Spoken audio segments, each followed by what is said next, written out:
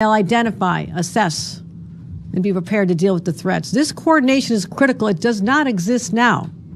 Does not exist. That these stakeholders need to be communicating and sharing information, so guess what? They can start to connect the dots. And that's what we did after 9/11, and that's what we're going to do now. Start connecting the dots. Who heard what? Who saw something? And when you get the law enforcement and the mental health professionals, and in some cases school professionals, actually communicating about what they're seeing, we have a much better opportunity to be in the prevention business instead of just the cleanup business. That's how we need to evolve to. That's how we prevent these crimes from occurring in the first place.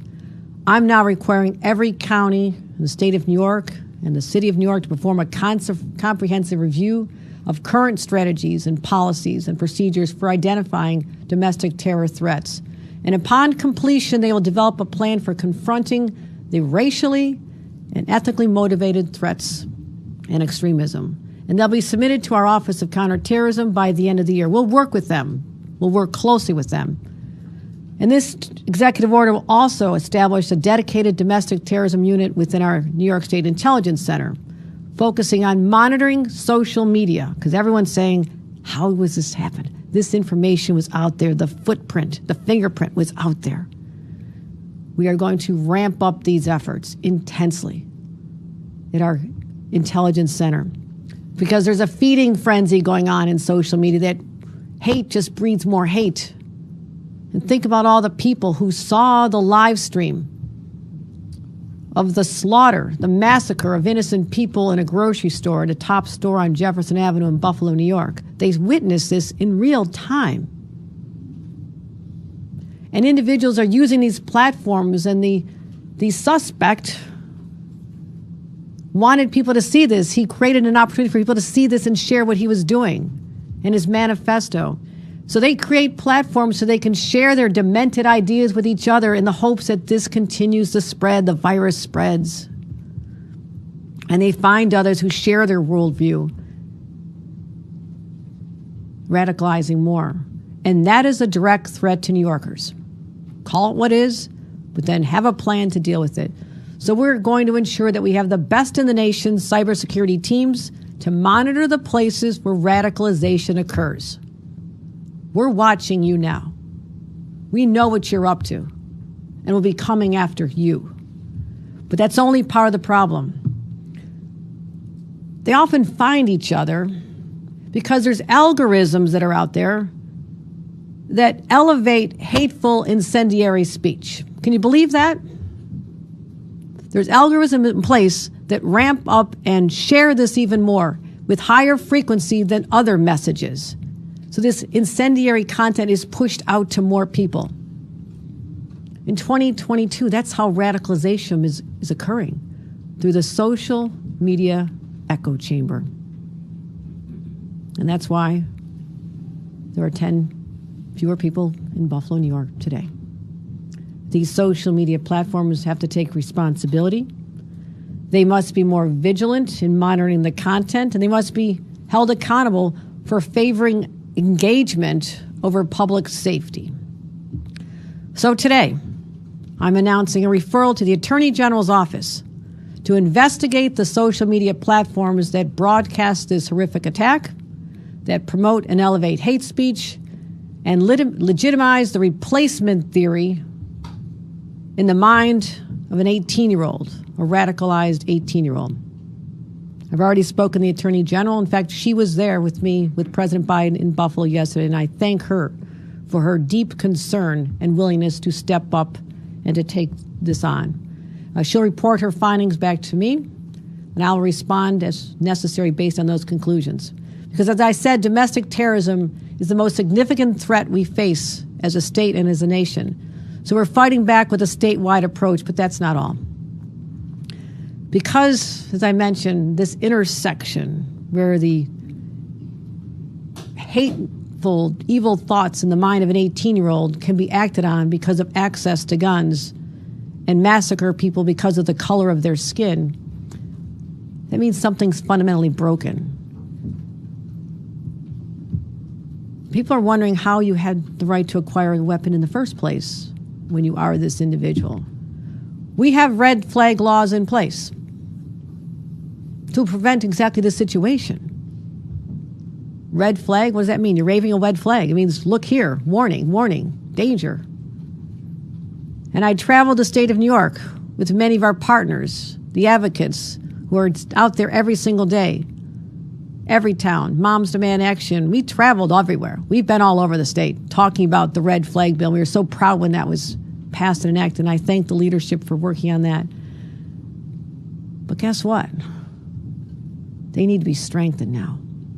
We found a way they need to be made better. So today, I'll be signing an executive order requiring the state police to file an extreme risk order of protection under New York's red flag law when they believe that an individual is a threat to himself, herself, or others. Previously, current law, it's an option to do so. And now it'll be a requirement. And we'll provide law enforcement with the guidance they need, the criteria to follow, and we believe that together these steps are necessary to confront and the stem of rising hatred, white supremacism in our state. And we have other ideas. You may have known this. We had actually planned this press conference prior to the Buffalo massacre because we knew that there are areas where our laws need to be bolstered. We're proud of having tough gun laws, no doubt about it. But as time goes on, you start to see the loopholes because the criminals are very, very clever. That's why we had to ban ghost guns.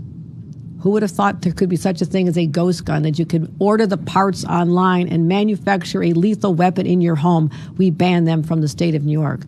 So I'm going to continue working over the next few days because we're coming down to the wire here with the end of session. I want to work closely with the legislature because they have a thoughtful approach to this as well. They are my partners, and I'm going to do that.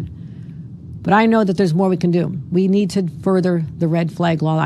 The executive order will deal with the state police. Working with the legislature, I believe that we can strengthen it at the local level as well, and I offer my hand in partnership to do just that.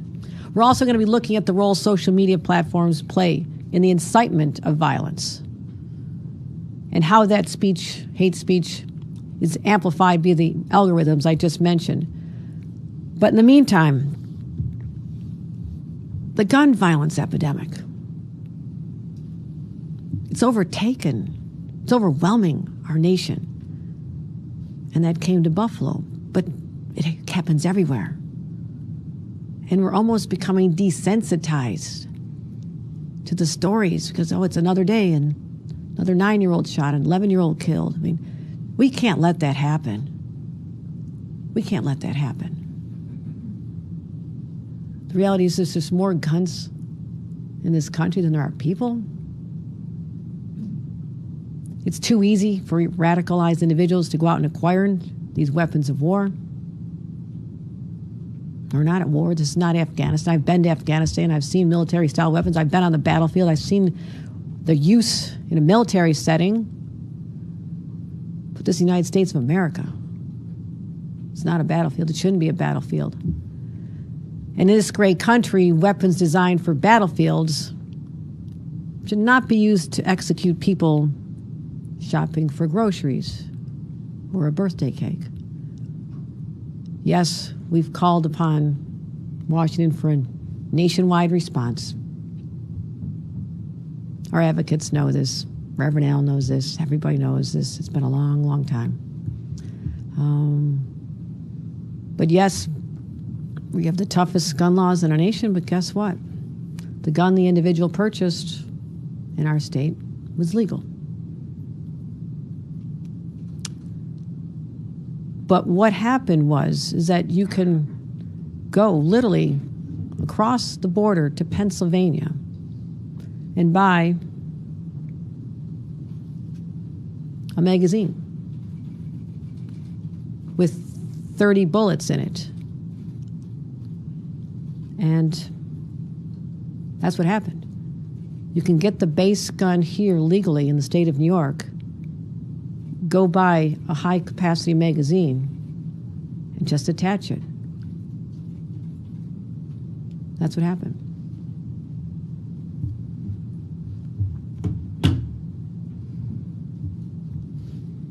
So we have to deal with this. And we will. We will. We have announced there is a package of gun laws that we're going to be proposing. We have more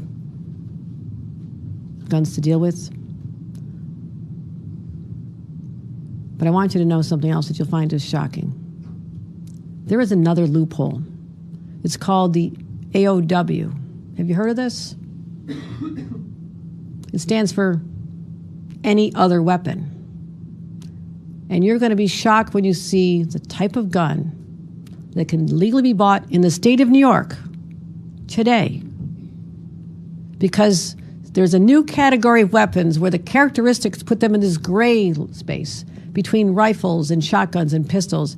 And they're specifically designed to fall outside the realm of regulation.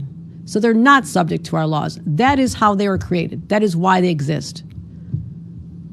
Superintendent, would you please show us what an any other weapon looks like?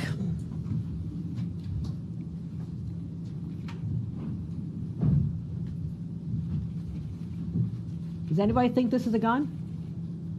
Our laws don't. A gun to be regulated. Our laws don't regulate this. They will now. Thank you, Superintendent. It's concealable, they're high-powered, and they can be modified to have a high-capacity magazine. And currently that's legal. You can go online right now and see manufacturers and sellers describing it as something called a completely legal sawed-off. We banned sawed-off gun weapons, but this says it's completely legal. Not anymore. We are introducing legislation that revises the definition of a firearm to include those weapons, which means we'll be able to charge and prosecute people accordingly. This is just one of those enormous loopholes that you can drive a truck through,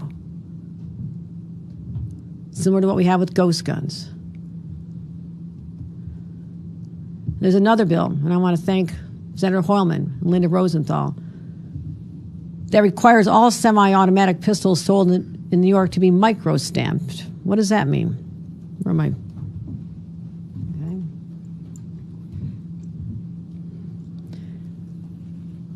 Okay. This is the type of bullet that was used to kill 10 people in Buffalo on Saturday afternoon. Okay. What we don't have is a way to give each of these bullets a unique fingerprint each time the firearm is discharged. It's called micro-stamping when you do that. What does that do? If you have the weapon outfitted to give a unique mark on this when it's discharged, it allows police to trace the bullets and casings that are left behind and link them back to the gun that fired them to help us identify who used the gun and if that gun was used in another crime. That's just common sense. We can do that here in the state of New York. We'll work with our legislature to get that done. Another bill, Amy Paulin, Senator Kavanaugh, thank you. This requires all New York law enforcement agencies to report the recovery of any crime gun to the state police clearinghouse within 24 hours. Why 24 hours? According to the manifesto, the perpetrator of the slaughter in Buffalo had planned to go elsewhere in Buffalo. I was in the neighborhood that he was talking about coming down to, and those people were shaken by that too. So we want the second a gun is recovered, the information to be there, entered into the National Crime Information Center system immediately. And you're probably just as shocked as the rest of us to think that that's not already happening. Thank you, Senator Kavanaugh, for bringing this to our attention. And what will happen is the results of a test fire will go to the National Integrated Ballistic Information Network and determine if it's been used in past crimes.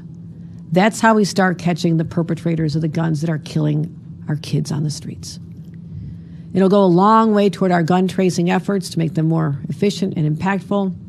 And it'll help the gun interdiction task force that I launched in January to help build on their progress.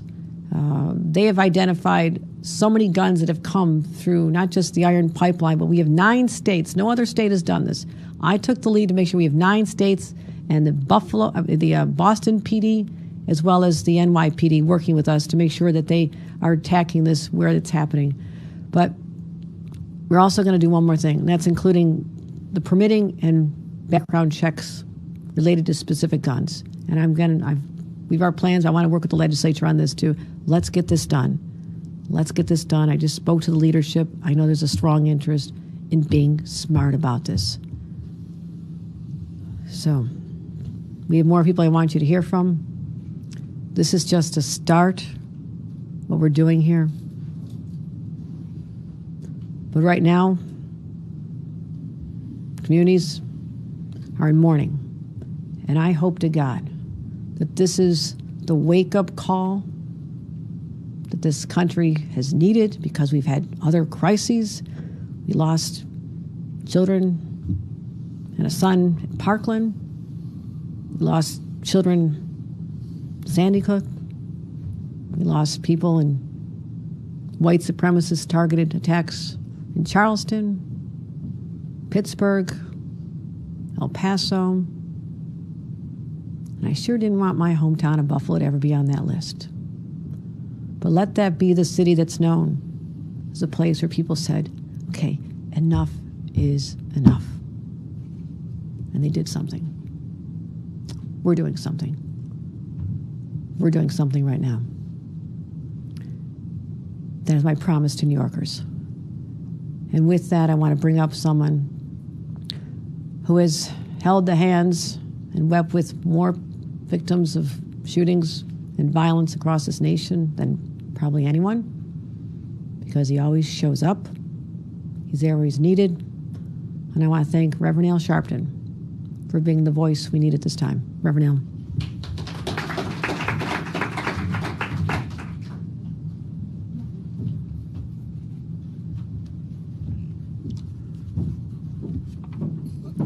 Thank you, Governor. Let me say, on tomorrow evening in Buffalo, the clergy has called a rally for healing that I will be the keynote speaker, and then on Friday will be the funeral of Mr. Patterson. I have been invited by the bishop and the widow to speak. When I talked to Governor Hochul last Saturday and told her National Action Network would help to pay for the funerals, it's because of this kind of bigotry, racism, and violence should not be something the victims has to bear alone. This has reached a proportion that is an existential threat to this country. When Homeland Security Mayor Oka spoke at our National Action Network convention, he said the biggest domestic threat in this country is white supremacy. But even before white supremacy raised its head in Buffalo, Governor Hochul had said we've got to deal with guns. This was scheduled before what happened in Buffalo. But what happened in Buffalo makes it even more immediate. I guess what stuns me and others in the civil rights community more than anything is there was a time our parents had to run from the Klan, the Ku Klux Klan. But the Klan wore hoods hiding who they were. We're living at a time where bigots live stream and show you who they are and that they're proud to do what they're doing, which is why this executive order that will deal with online radicalizing of white supremacy is so important, because it's making people bold, not even hiding who they are, and want to act as though this is entertainment to shoot down people en masse, innocent people, for no reason. I'm glad to see New York take the first step to deal with threat assessment and to deal with micro-stamping because we should not let the story end that Buffalo was part of a litany of places that this happened. It should be where New York was the beginning of legislative and policy changes to stop this from happening. They are running around talking about a replacement theory. They marched in Charlottesville saying, "You will not replace me." Well, we may argue that because none of us are trying to, whether we're black or Jewish or Asian or immigrant or LGBTQ, we are not trying to replace you, but we will disarm you.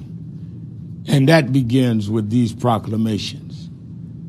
And we must be clear that we stand together on this battle because we are dying, and we're dying needlessly.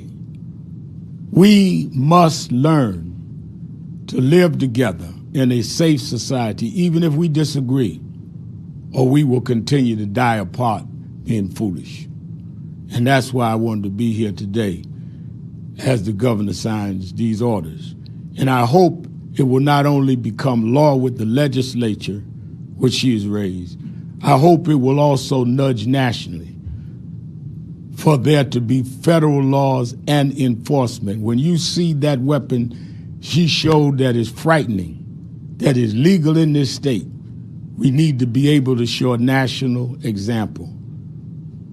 On yesterday, I joined Mr. Greenblatt, Jonathan Greenblatt of the Anti-Defamation League, and leaders of LULAC and the Latino community and others calling on the White House to do what we're starting in New York, and that is sit down and deal in a substantive way of how we deal with gun violence. How many Schumann families do we need to have before we stop this and we come together and stop it?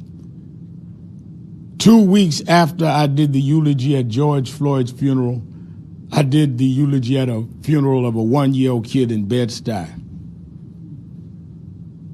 who died from gang violence. He was playing and got in the way of a bullet guided toward someone else. This is not about just the color. It's about the culture.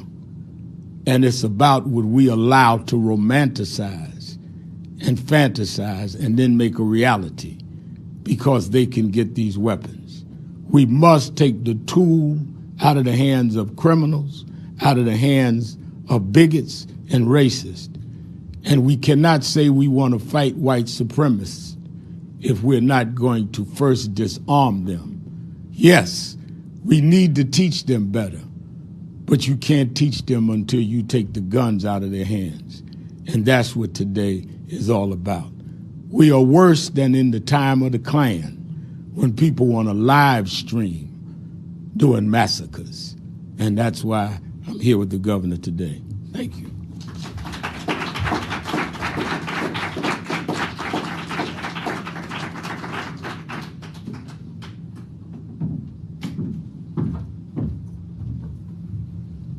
Thank you, Governor Hochul and Reverend Sharpton. My name is Rebecca Fisher, and I'm the Executive Director of New Yorkers Against Gun Violence. We're a statewide organization that's been advocating for strong, sensible gun policy at the state, local, and federal levels for over 25 years. It's a privilege to be here today to say thank you to Governor Hochul for supporting these critical, life-saving measures to protect New Yorkers. From Buffalo to Brooklyn, from Long Island to the Hudson Valley, our communities, large and small, have come together once again to grieve, to condemn white supremacy and gun violence, to disarm hate, and to demand action. Despite New York's strong gun laws, gun violence is a surging public health crisis in the state and across the country, a crisis that disproportionately impacts our Black and brown communities and other marginalized New Yorkers. During the COVID-19 pandemic, gun sales have spiked and gun violence has surged, nearly doubling since 2019. And while we continue to await strong federal action from Congress, there is more we must do to strengthen New York State's gun laws. And today, Governor Hochul is doing exactly that. The governor's executive actions and legislative proposals will prevent hate-motivated gun violence, mass shootings, suicide and domestic violence, and help address the gun trafficking crisis that's plaguing our communities. Microstamping technology and gun crime data will help solve crimes and also hold rogue gun dealers accountable. As easy access to guns continues to take lives across this country, we are so grateful that right now in New York, we have the leadership to pass gun safety measures that will protect us. Thank you, Governor Hochul, for honoring with action today. I also want to thank the state legislators for their leadership, the community leaders that do the work on the ground every single day, the faith leaders, the Schulman family, and also all of the members of the coalition that have worked hard on this legislation for years, including Everytown for Gun Safety, Moms Demand Action, my partners at Youth Over Guns, the Brady Campaign, the Giffords Law Center, and the Johns Hopkins Gun Violence Solution.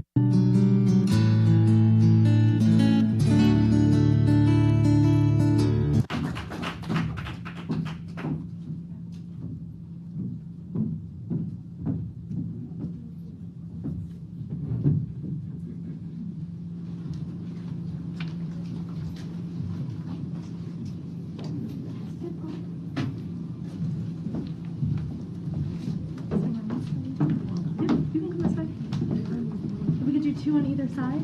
Thank you.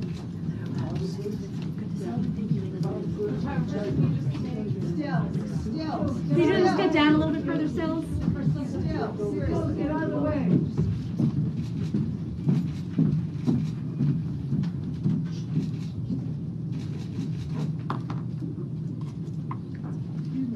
Just want to get my student up here.